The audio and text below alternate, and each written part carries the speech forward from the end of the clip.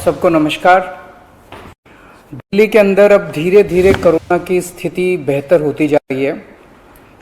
उसी को देखते हुए पिछले हफ्ते से हम लोगों ने अनलॉक करने की प्रक्रिया शुरू की थी। ये ज़रूरी है कि अगर कोरोना की स्थिति बेहतर हो रही है तो अर्थव्यवस्था को वापस पटरी पे लाना भी बहुत ज़रूरी है। पिछले हफ्ते हमने कंस्ट्रक्शन वर्कर्स और फैक्ट्री, ये दो सेक्टर्स खोले थे। पिछले एक हफ्ते से कंस्ट्रक्शन एक्टिविटीज़ और फैक्ट्री दोनों खुले हुए हैं, लेकिन कोरोना की स्थिति अभी कंट्रोल में है। पिछले 24 घंटे में लगभग 400 के करीब केस आए हैं। 500 से भी कम हो गए अब केसेस। 400 के करीब केसेस आए हैं और 0.5% के करीब पॉजिटिविटी बची है, संक्रमण दर बची है। तो स्थिति काफ़ी कंट्रोल में है और भगवान करे ऐसे ही कंट्रोल में रहे।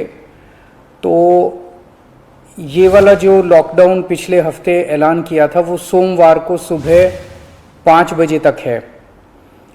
उसके आगे भी लॉकडाउन जारी रहेगा, लेकिन काफ़ी सारी और एक्टिविटीज़ में रियायत दी जा रही है, उनको खोला जा रहा है। एक तो जितने बाज़ार हैं, मॉल्स हैं, उनको खोला जा रहा है ऑड इवन के बेसिस पे, कि आधी दुकानें एक दिन खुलेंगी, आधी दुकानें दूसरे दिन खुलेंगी, आधी दुकानें एक दिन, आधी दुकानें दूसरे दिन। 10 बजे से सुबह 10 बजे से शाम को 8 बजे तक दुकान नंबर के हिसाब से, ऑड इवन के हिसाब से दुकानें खोली जाएंगी। दूसरा, जितने दिल्ली में सरकारी दफ्तर हैं, उन सरकारी दफ्तरों में ग्रुप ए ऑफिसर्स जो हैं वो 100% काम करेंगे और ग्रुप बाकी उसके नीचे वाले जो हैं वो 50% काम करेंगे। लेकिन जो एसेंशियल सर्विसेज में काम करने वाले कर्मचारी हैं वो 100% काम करेंगे और हर एचओडी डिसाइड करेगा कि किसको एसेंशियल सर्विस कहना है और किसको 50% करना है और किसको 100% करना है। जितने प्राइवेट ऑफिसेज हैं उन सभी प्राइवेट ऑफिसेज में 50% मैन पावर के साथ वो खोले जा सकते हैं और लेकिन कोशिश करेंगे कि ज़्यादा से ज़्यादा लोग वर्क फ्रॉम होम करें और अपने प्राइवेट ऑफिसेज कोशिश करें अपने टाइम को स्टैगर करने की, कि ताकि सब लोग एक साथ सड़क पे ना आए। दूसरी चीज़, जो स्टैंड अलोन शॉप्स हैं और जो एसेंशियल सर्विसेज प्रोवाइड करने वाली शॉप्स हैं वो ऑड इवन के बेसिस पे नहीं, वो रोज खुलेंगी। दिल्ली मेट्रो 50% कैपेसिटी के ऊपर चालू की जा रही है और ई कॉमर्स के जरिए जो सामान बेचने की प्रक्रिया है वो चालू रहेगी।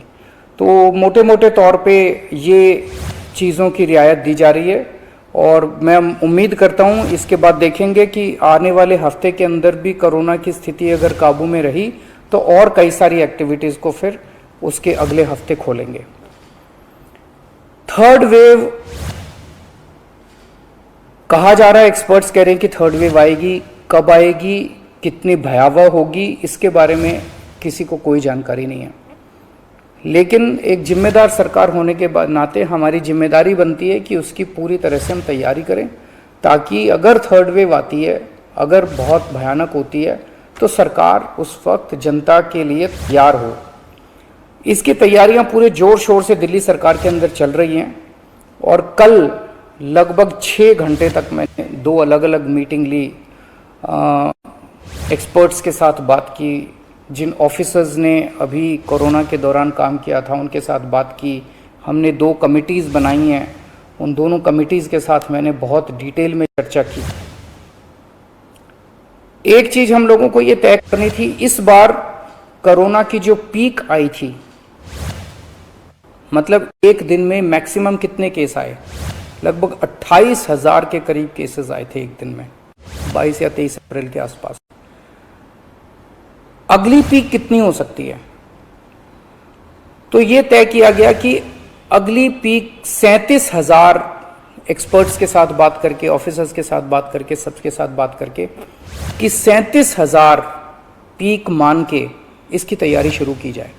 इसका मतलब ये नहीं है कि अगर इससे ज़्यादा की पीक आएगी तो हम तैयार नहीं हैं, हम उसके लिए भी तैयार हैं, लेकिन एक तरह से 37,000 के बेस के ऊपर अगर हम तैयार हो गए तो फिर अगर उससे भी कहीं ज़्यादा पीक आती है तो उसकी भी तैयारी हम लोग, उसकी भी, अगर 37,000 की तैयारी हमारी है तो फिर मान लीजिए और ज़्यादा आती है तो उसकी तैयारी तो होगी, उसके लिए हम ज़्यादा तैयार हो पाएंगे।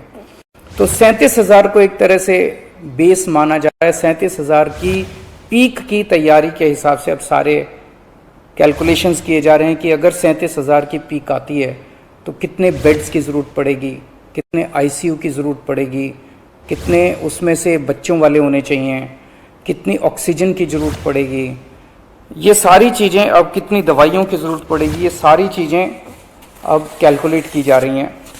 एक पीडियाट्रिक टास्क फोर्स अलग से बनाई गई है। वो पीडियाट्रिक टास्क फोर्स ये तय करेगी कि जितने हमारे ऑक्सीजन बेड्स होंगे उसमें से कितने बच्चों के होने चाहिए, जितने आईसीयू बेड्स होंगे उसमें से कितने बच्चों के होने चाहिए। जो बच्चों के होंगे उसके लिए फिर अलग किस्म का सारा इक्विपमेंट होगा, उसका अलग किस्म के मास्क होंगे, अलग किस्म का ऑक्सीजन का मास्क होगा, उसकी सारी चीज़ें अलग होंगी। वो पीडियाट्रिक टास्क फोर्स बना दी गई है कल, वो अलग से अपनी तैयारी करके अपनी रिकमेंडेशंस देगी। इस बार ऑक्सीजन की बड़ी कमी हुई थी और ऑक्सीजन की कमी की वजह से हम लोगों ने देखा कि कई बार ऐसे हुआ था जब ऑक्सीजन बेड्स नहीं मिले थे, ऑक्सीजन के लिए काफ़ी संघर्ष करना पड़ा था। अल्टीमेटली अपने को सुप्रीम कोर्ट के इंटरवेंशन के बाद केंद्र सरकार के सहयोग से अपने को ऑक्सीजन मिली, लेकिन जब तक ऑक्सीजन नहीं मिली तब तक दिल्ली में त्राही त्राही मच गई थी। अगली वेव अगर आती है तो हम नहीं चाहते कि इस तरह की दिल्ली के अंदर त्राही त्राही मचे, तो ये तय किया गया, इसकी तैयारी शुरू कर दी गई। 420 टन ऑक्सीजन की स्टोरेज कैपेसिटी तैयार की जा रही है।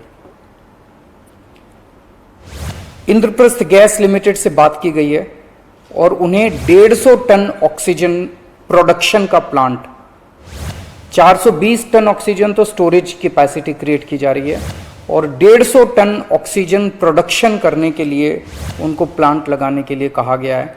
उन्होंने कहा 18 महीने लगेंगे, लेकिन जो भी है शुरुआत कहीं ना कहीं तो अपने को करनी पड़ेगी। इसके अलावा इस बार सबसे बड़ी दिक्कत आई थी टैंकरों की। ऑक्सीजन के टैंकर नहीं थे दिल्ली में, दिल्ली इंडस्ट्रियल स्टेट नहीं है, इसीलिए अपने पास ऑक्सीजन टैंकर है ही नहीं दिल्ली में। तो 25 ऑक्सीजन टैंकर्स खरीदे जा रहे हैं ताकि अगर इस तरह की दिक्कत आए ऑक्सीजन की तो हमारे पास अपने टैंकर होने चाहिए। 64 छोटे छोटे ऑक्सीजन के प्लांट्स लगाए जा रहे हैं, वो ऑलरेडी लग रहे हैं और हमें उम्मीद है कि अगले कुछ हफ्तों के अंदर, 1-2 महीने के अंदर ये 64 ऑक्सीजन प्लांट्स लग के तैयार हो जाएंगे। अब ये जो हमने डिसाइड किया कि 37,000 केसेस की पीक के हिसाब से हम काम करेंगे, तो उसके हिसाब से तय किया जाएगा कि कितने ऑक्सीजन बेड्स की ज़रूरत होगी, कितने आईसीयू बेड्स की ज़रूरत होगी। उसके हिसाब से फिर तय किया जाएगा कि कितने ऑक्सीजन सिलेंडर्स की ज़रूरत होगी। जैसे अभी थोड़े दिन पहले हमने 6,000 सिलेंडर चाइना से इंपोर्ट किए थे, तो और कितने ऑक्सीजन सिलेंडर्स की ज़रूरत होगी और कितने ऑक्सीजन कॉन्सेंट्रेटर्स की ज़रूरत होगी। अगले आने वाले 1-2 महीने के अंदर ढेर सारे ऑक्सीजन कॉन्सेंट्रेटर्स दिल्ली सरकार खरीदने जा रही है। दवाइयों को लेकर 2 अहम निर्णय किए गए। एक तो ये कि इस वेव में ये देखा गया कि व्हाट्सएप खूब तेजी से, व्हाट्सएप के ऊपर दवाइयाँ खूब तेजी से प्रिस्क्राइब की जा रही थी और उसके ऊपर मतलब बात फैल जाए कि ये दवाई बड़ी अच्छी है, तो पूरे समाज के अंदर, पूरे शहर के अंदर, पूरे देश के अंदर उस दवाई की अफरा तफरी मच जाती है।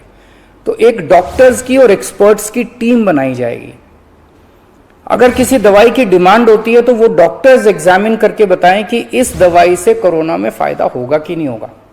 अगर डॉक्टर कहते हैं होगा तो सरकार उस दवाई को मुहैया कराने की कोशिश करेगी, और डॉक्टर अगर कहते हैं कि ये दवाई बिल्कुल बेकार है, इससे कोरोना में कोई फायदा नहीं होगा और लोग इसके पीछे भागना बंद करें, तो जनता को उसके बारे में जागरूक किया जाएगा कि इस दवाई के पीछे भागना बंद कीजिए। एक ये। दूसरा, जो जो इम्पोर्टेंट दवाइयाँ हैं उनकी लिस्टें बना ली गई हैं, उसका कितना बफर, कितना स्टॉक चाहिए होगा उतना बफर स्टॉक क्रिएट किया जाएगा। एक्सपायरी डेट्स किस दवाई की कितनी है, एक्सपायरी डेट्स को ध्यान में रखते हुए उन सभी दवाइयों का बफर स्टॉक क्रिएट किया जा रहा है, ताकि अगर जरूर, और प्राइवेट अस्पतालों के भी आदेश दिए जा रहे हैं कि वो भी अपने बफर स्टॉक्स इस तरह से तैयार रखें ताकि अगर महामारी आती है तो हम उसके लिए तैयार रहें। हमसे जुड़े रहने के लिए हमारे YouTube चैनल को सब्सक्राइब करें और नई वीडियो की नोटिफिकेशन के लिए बेल आइकॉन को दबाएं। अगर आप ये वीडियो Facebook पर देख रहे हैं तो लाइक जरूर करें और ज्यादा से ज्यादा शेयर करें। धन्यवाद।